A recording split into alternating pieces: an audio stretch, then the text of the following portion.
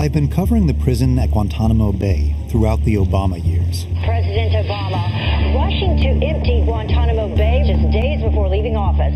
I returned just before Obama left office, as he and Donald Trump fought over the future of this place and the men detained here. He's allowing people to get out that are terrible people. Make no mistake, we will close Guantanamo prison. Gitmo, we're keeping that open, and we're going to load it up with bad dudes.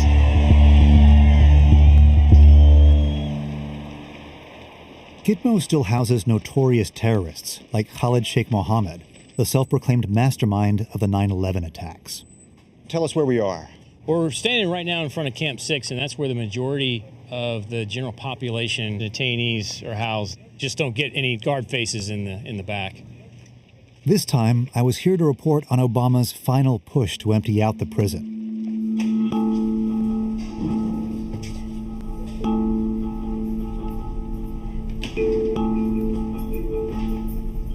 In his last year, he released 52 detainees. Nearly half of them had been held without charges and were once considered too dangerous to let go. But military and intelligence officials finally deemed the men safe to set free. I wanted to know more about these decisions and what happened to the detainees once they got out. This gate would literally be the last gate that they walk through before they get on their transportation to leave Guantanamo Bay.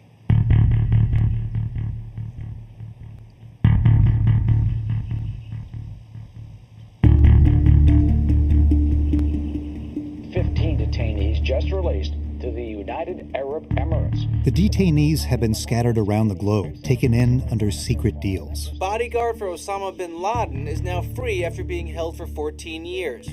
None of the officials involved in these deals will discuss the details, but most of the detainees were sent to Arab countries. The Obama administration quietly took 10 terror suspects from the prison at Guantanamo Bay and transferred them to the Middle Eastern country of Oman. Some were sent to rehab centers in places like Oman. The U.S. released 4 Yemeni men with some relatives waiting. Others were reunited with their families in Saudi Arabia.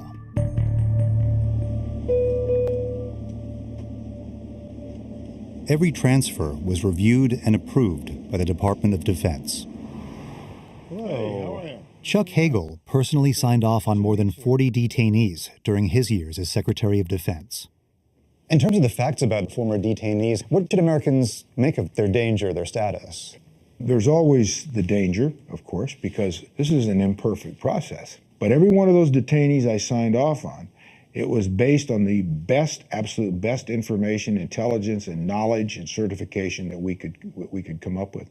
And one of the final questions that I had to certify was, in your opinion, have you done everything to minimize the possibility that a detainee would ever again do any harm to an American or any of our allies?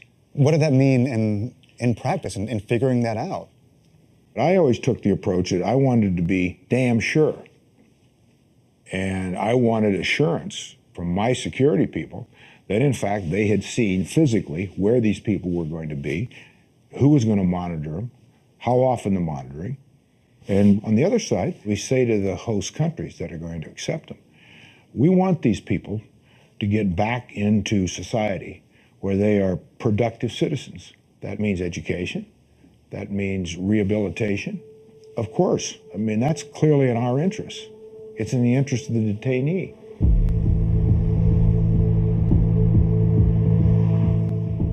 Few of the ex-detainees have been heard from since their release. Their lawyers say that the ones sent to Arab countries seem to be adjusting, but I've heard others are having problems. A handful of men who were taken to non-Arab countries with little support. One of them, among the last to leave Gitmo, is willing to talk. Mansour al-Daifi, prisoner number 441 from Yemen. He was never charged, but for most of his 14 years at Gitmo, he was considered too dangerous to release. In 2015, a review board convened by President Obama determined he was no longer a threat. Yemeni detainees are barred from going home because of political instability there. So last summer, he and another detainee were transferred to Serbia.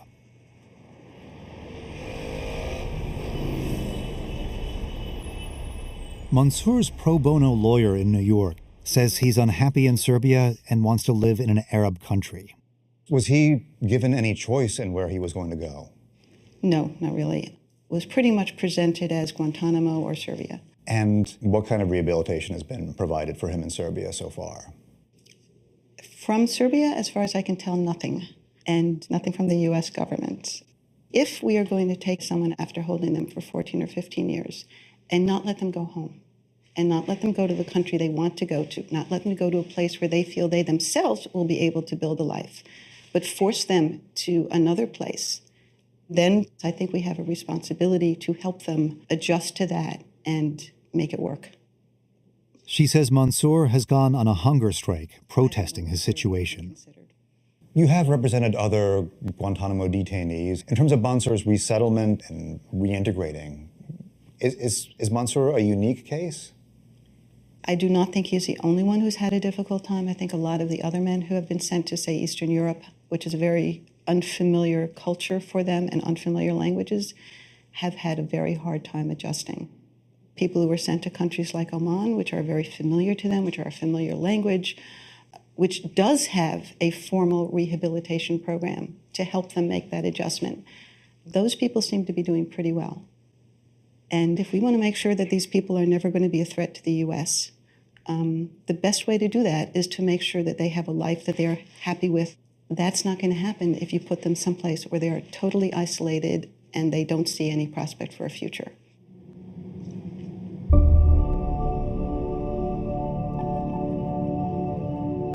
As I set off to meet Mansour in Belgrade, Serbia, here's what I knew about him.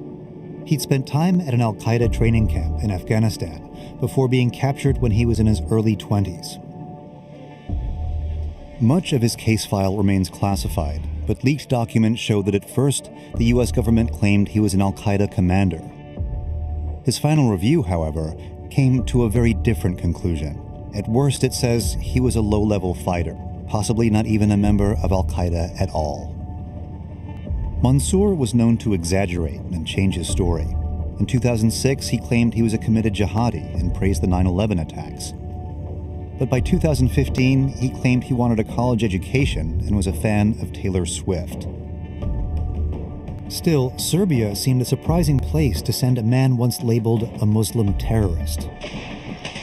Every Muslim house burned, every Muslim killed or run off. In the 1990s, Serbian troops slaughtered tens of thousands of Muslim men, women, and children. The Serbs call it ethnic cleansing and brag about their efficiency. NATO bombed Belgrade to stop years of carnage.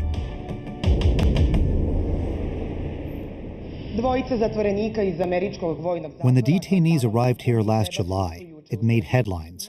Some questioned if they were dangerous. The Serbian prime minister insisted they weren't.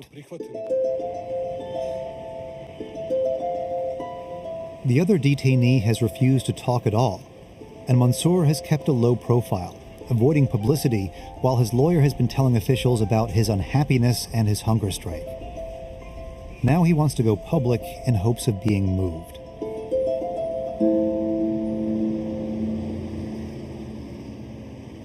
The Serbian government agreed to keep Mansour for 2 years. He can't leave the country. They give him a small stipend and an apartment. That's where we found him. Hey. Mansour. Okay, how are you? Hi. Good morning. Good morning. Welcome. How are you feeling right now? I feel I'm lost, honestly, because I'm nowhere. I end up in Guantanamo 20 years old. I am still 20, mentally I'm 20 years old. The way I'm thinking, the way I'm talking, but physically I am 36. Because when you stay in jail, I mean, your mind and your intellectual, everything stays at the same. And the worst thing in Guantanamo, like what I have experienced, you don't know, I didn't know why I was there. And for how long are they going to punish me? Until when? What's my crime? I wish if I had done something wrong, then yeah, I deserve that. But nothing. It's just keep people indefinite for no reason. It's not right at all.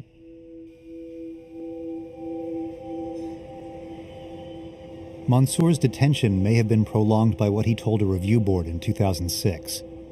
After nearly 5 years at Gitmo, he declared himself an enemy of the United States. I regret that now. I was mad, I was young, I was crazy, of course. Imagine you are in a place where you are like all totally disconnected to the world outside, to your family, to lawyers, to anyone. They were extracting the worst of us to show the world this is bad people.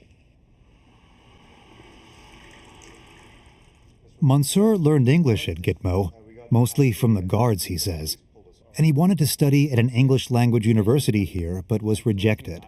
He says it's because of his background, but the university told me he failed his entrance exam. He rarely leaves the house, especially now that he's on a hunger strike. My way is like slowing down very, very fast. I started on 154 pound. Now I am on 136, like almost 18 pound. I have lost my weight in 23 days.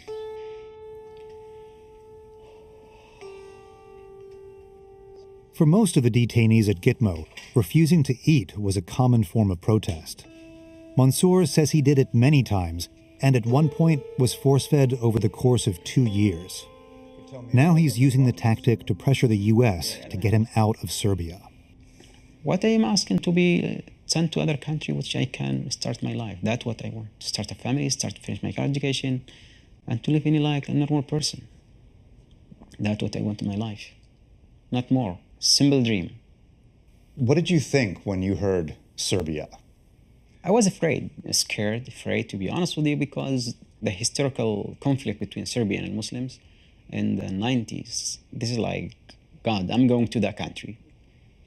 You throw me in a country which I know nothing about, no language. I mean, it's total chaos. The Serbian government told me that after 2 years, you are leaving. And who is going to accept ex-Guantanamo detainee after what had been said about us?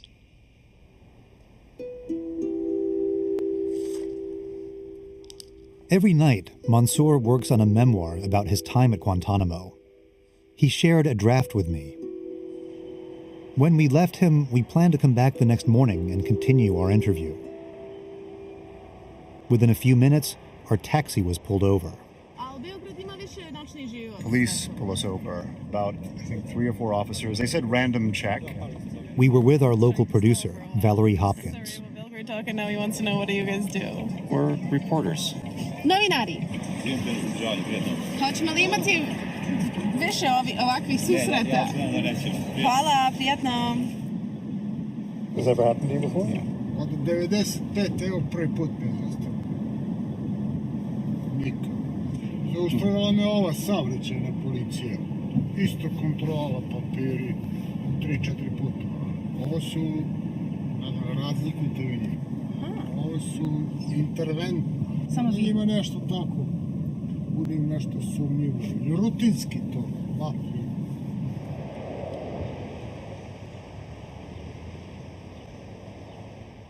The next morning, before heading to Mansour's, he sent a text to frontline producer, James Jacoby.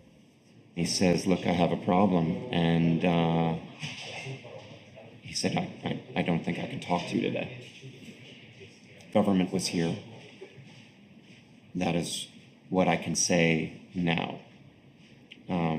For now, I don't want to run into any problem, please. It's different now. No, please don't come. There will be a problem for me.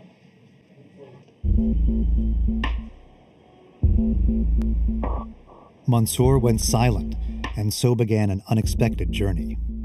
We went to his apartment and called him repeatedly. Customer you have dialed is unavailable at the moment. We spoke to his lawyer in New York, but she didn't know where he was either. In his texts, Mansour said the government had come, but he didn't say who or why. All we knew was that he had a Serbian government minder, but we didn't know where to find him. So we sought help from a local investigative journalist who's been pursuing the government for information about Mansour. This is a letter to a government in August, September also, November. So basically I am addressing to any possible authorities that are maybe in charge for this issue. And the government didn't even reply to my constant calls or mails. What have you been able to find out about the transfers? We found out that government didn't call any experts for resocialization and trauma healing of those people. We found out that they didn't contact Islamic communities in Serbia and notify them. And for sure, their help is needed in their resocialization. So basically, the only person who has everything on this case is the Prime Minister, who is not very keen of journalists.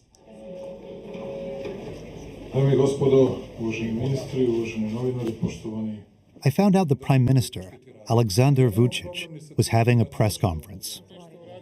When I arrived, I was referred to his interior minister, who's in charge of domestic security. Hello, nice to meet you. Likewise. Do you think we could talk to you for a few minutes? What are the issues that you want? We're doing stories about the Guantanamo detainees that have ended up in other countries. Give me a minute to think about it. Okay. I want to rethink whether I should say anything because there are technical issues that are sensitive. I wanted to find out what he knew about Mansour's whereabouts. We've been interviewing one of the former detainees, and he suddenly went quiet on us. Is there any way that we could find out through you, or is... Well, they are now private citizens as anyone else, and they have right to talk or not to talk with anyone, so we cannot force them to do that or influence them to do that. He's fallen out of contact with everybody. I mean, we're actually concerned about what's going on with him. Well, I have no information that any one of them complained. We have a regular communication with them, and I think that they're very happy with the ongoing situation. And I would say that we are doing a very good job. We are trying to accommodate U.S. in a way of de-radicalizing these kind of individuals while closing Guantanamo.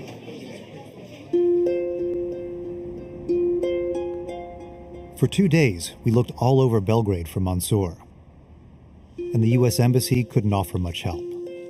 Is the State Department responsible for these guys' well-being here? I don't know. You don't know? Well, the best answer is I don't know who has primary responsibility.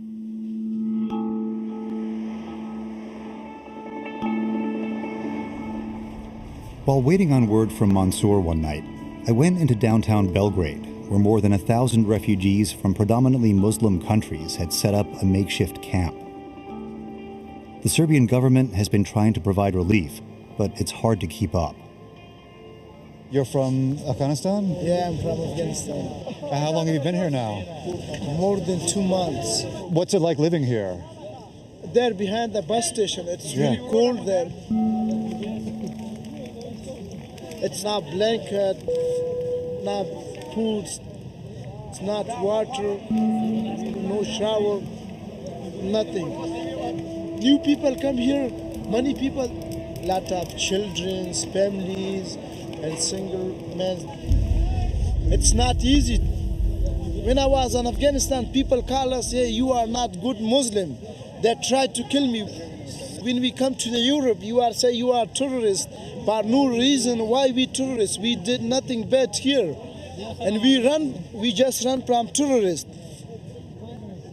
What we have to do, we really don't know. It's really hard, yeah.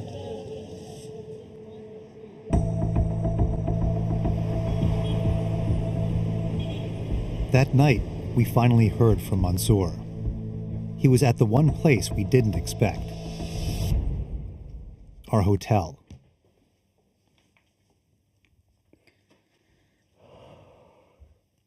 He told us that the morning we were supposed to continue our interview, several Serbian men barged into his apartment and told him to stop talking to us. They were serious, very serious. And I tried to push the door, they pushed the door, and one of them pushed me, I pushed them back. And I couldn't resist because I'm on bike. They took me to the ground.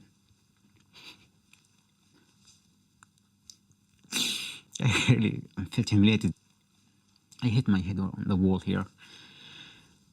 They went, I think they were more than 3. They checked the apartment, they took my phone. And they told me basically just, if you want to stay here, you have to keep your mouth shut. You are lying. You are playing games. If you can stay in this place, we're going to take you someplace where you don't like. That's it. Considering his past, it wasn't surprising the Serbians would keep tabs on him. And it was hard to tell how badly he was being treated. We pointed out that at Gitmo, he was known to exaggerate. I swear by my God, I didn't need to make it up. I understand. If you judge me by this, sorry, I have to go. In Guantanamo, when they put you under pressure, under very bad circumstances, like 72 hours under very cold air condition, and you were tied to the ground, and someone came and poured cold water, whatever, tell him what he wants. Just, okay, get out of my skin. Why I should even lie about Serbia? I'm living here. Why should I create problems for myself with the Serbian government?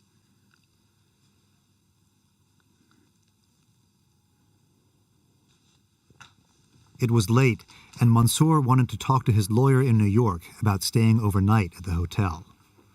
Honestly, last night I couldn't sleep. I have nightmares all night. Even today, like, I put a lot of stuff behind the door. And I think I'm going to keep doing this all the time. Okay, I will stay here tonight. Let me talk to her about that. Okay, James wants to talk to you. Beth, let me take your credit card number, unless you want to call the hotel directly and book the room for Mansour. I have nowhere to go to. Like, I have thought about it, to hide among the refugees, but it's not a good idea. What name do you want to use, Mansour, for tonight? So I use 441, tell her. She wants to use 441.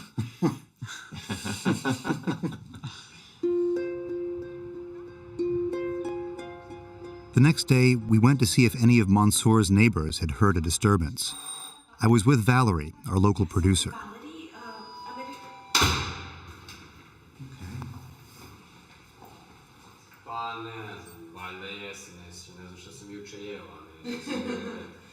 No one had heard a thing. But one neighbor said he thought the secret police were renting Mansour's apartment.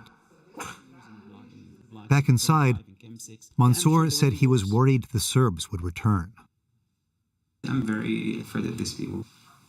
I'm afraid if they see you guys coming back, they look at it as a challenge. Do you think, Mansour, that there was a misunderstanding about the terms of your release, that this is more of the way that things are? You have certain restrictions that are placed upon you that they were haven't, not... When I was in Guantanamo, they haven't told me nothing about Serbia. They told me you'll be good there. So, you know what? I will try to forget Guantanamo, start education, learning English, studying, blah, blah, blah. It's bullshit. I try to be reasonable. I try to be nice. I'm trying to be quiet. Because if I get angry, I'm crazy. You know what's been crazy? Guantanamo teach us how to be crazy. I'm not making threats here, but this is how they push me to the corner. I'm trying to get my message to the Serbian US embassy about US government about my problems here. But who cares? I mean, we're just a piece of there, just die. What matters?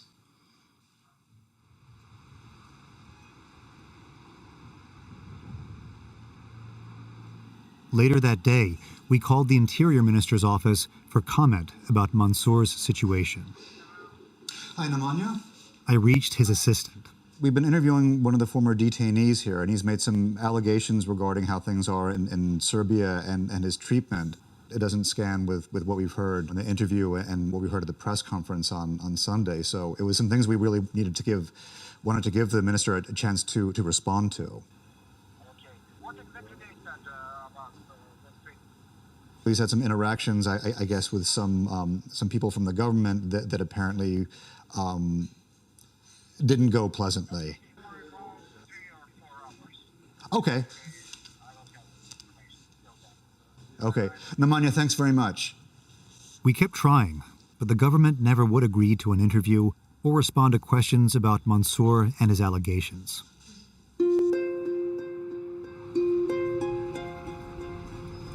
The next day, our last in Serbia, I reread Mansour's memoir. The first line says, "If you have a problem in the camps and you want your problem to be solved, you must cause another problem or many problems.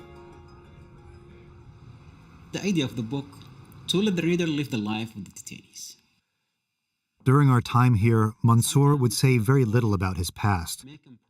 But before leaving, I pressed him again about it, and what he'd written about how Gitmo changed him. I have in my head, I think, the first line of your book, which I won't get it precisely word for word. In the camps, if you have a problem and you want to solve it, if you have a problem, you have to create other problems. You have to protest. You have to behave crazy. You have to kick the doors. Why people behave like that? They're not crazy. They're not crazy. This is the way how people behave. This is the way how actually the place make these people behave. I mean, we were like animals in cages, literally. Just animals who can behave like humans. That way they were treated. I mean, I was wondering always what they want from us. How did you first get picked up by the Americans? Okay, we didn't want to go there first. I was sold like anyone else. You're sold? Sold by Afghans to CIA. And from there, we got stuck here. I didn't want to mention Afghanistan. You don't want to talk about... While he wouldn't say more, according to his case file, Mansour was turned over to the U.S. by an Afghan warlord who was reported to be on the CIA payroll. As I told you, why don't you want to talk about that? Okay, let us say wrong time, wrong place. I need to write it and put it my past in my separate book and separate story. You will see it one day, I promise you. You write about Guantanamo, had the difficulty being in a place where you don't trust anybody and no one trusts you.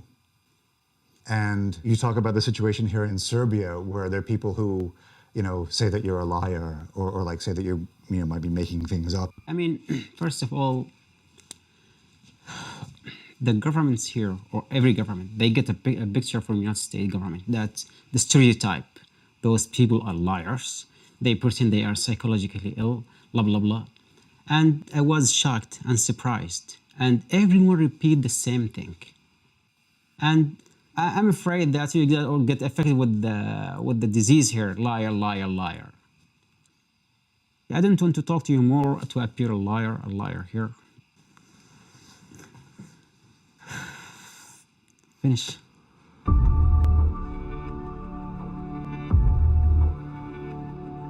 We went back to the U.S., leaving Mansour much as we had found him, bitter, isolated, determined to carry on with his hunger strike. Mansour's lawyer said she'd made no headway getting anyone at the State Department to reconsider his placement. So on the 40th day of Mansour's hunger strike, I went to see the person who had struck the deal to send him to Serbia, Ambassador Lee Wolosky, the special envoy for Guantanamo closure under President Obama. All right. Hello. Lee Wolosky. Nice to meet you. Wolosky was pressed for time.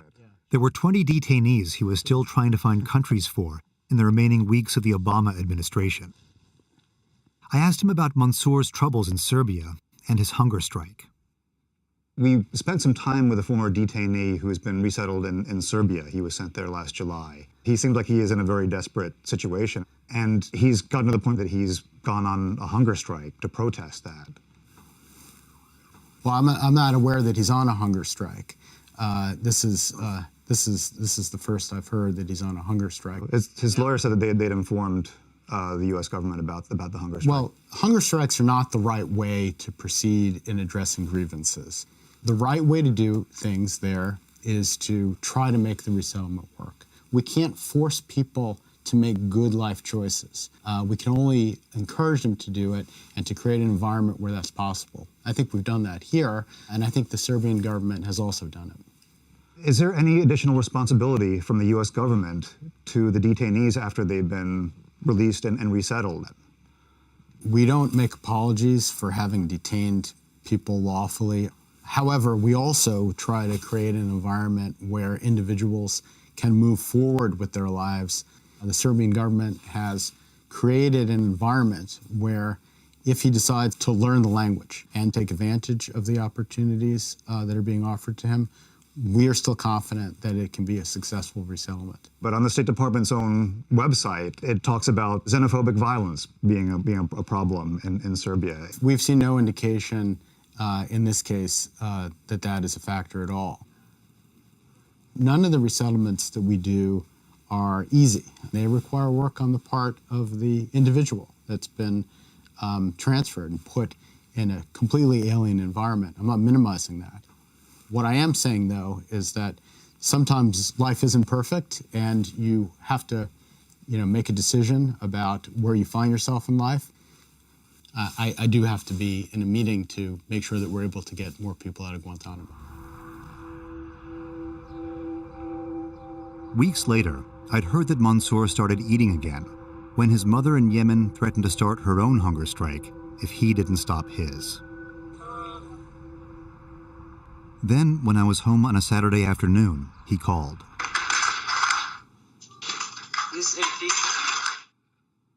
He said he discovered hidden cameras in his apartment and started ripping them out. Was one in the corner there. You see it? Yeah. Yeah, hold it up a little higher. It was here. I used my iPad to record our video call. The second one is here.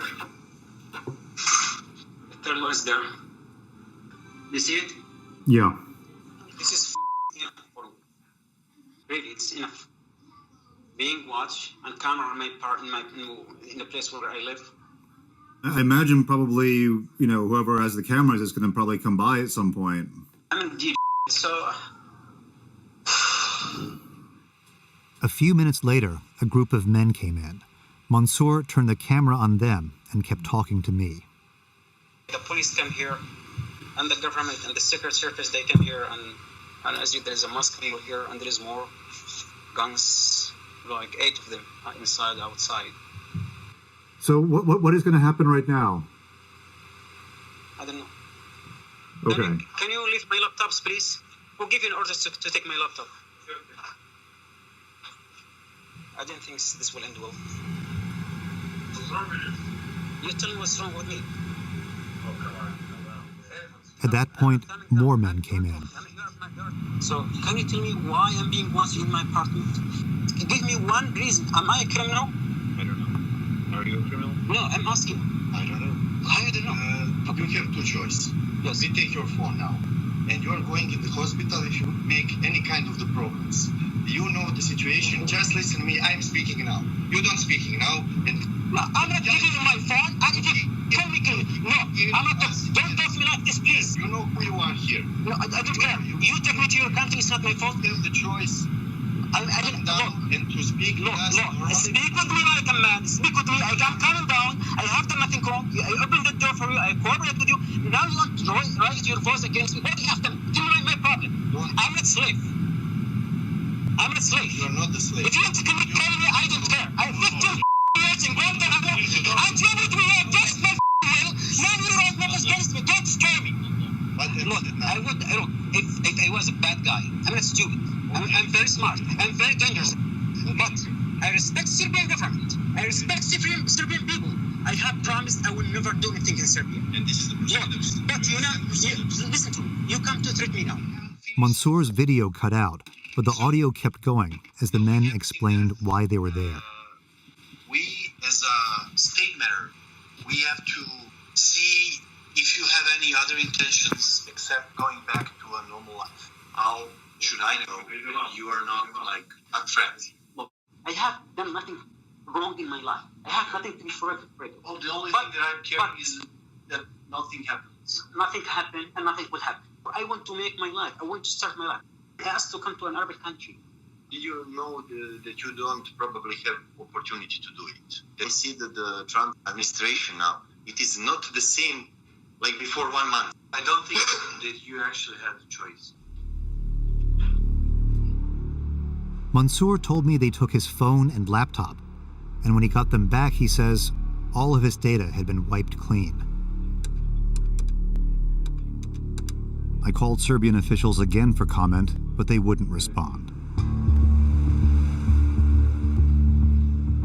I returned to Guantanamo just before President Trump took office. There are still 41 detainees being held, 5 of them are accused of planning the 9/11 terror attacks. Their trial is expected to take place here in the coming years. Around the base, there are signs of a long future ahead. What's going on here in terms of the construction? Currently here on the Alpha Block will be exam room for the detainee medical center. How far away is this from being finished? Sometime in 2017. The commander of the detention center says they're prepared. There's some construction going on here. Is that an indication that this facility will be around for a while? We're preparing for whatever the possibility may be. Going forward with that, it provides us a capacity and ability to provide better medical care to the detainee population.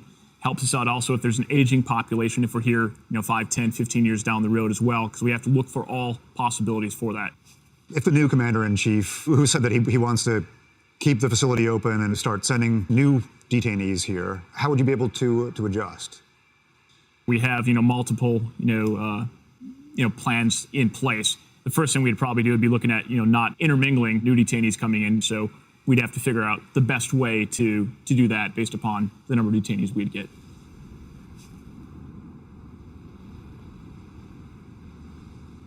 Outside, as I took another tour of the camp, something unusual happened. A detainee yelled out to me from the rec yard. You leave, go home? Where's home? Communication between detainees and journalists is usually forbidden. They made us stop filming. But I was able to continue talking to him off camera for several minutes. He said he was detainee number 242, that he'd had 4 reviews but is being held indefinitely without charges. He said he's worried he'll be here forever.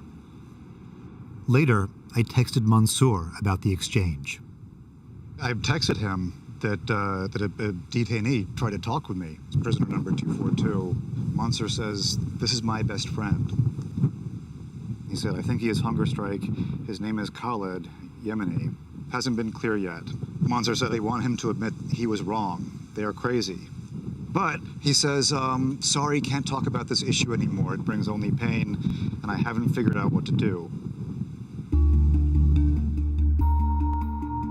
Today, there are 26 detainees, like the one who called out to me, being held here indefinitely without charges. And there are 5 men who had been cleared for release, like Mansour, but didn't get out of Guantanamo before Donald Trump took office.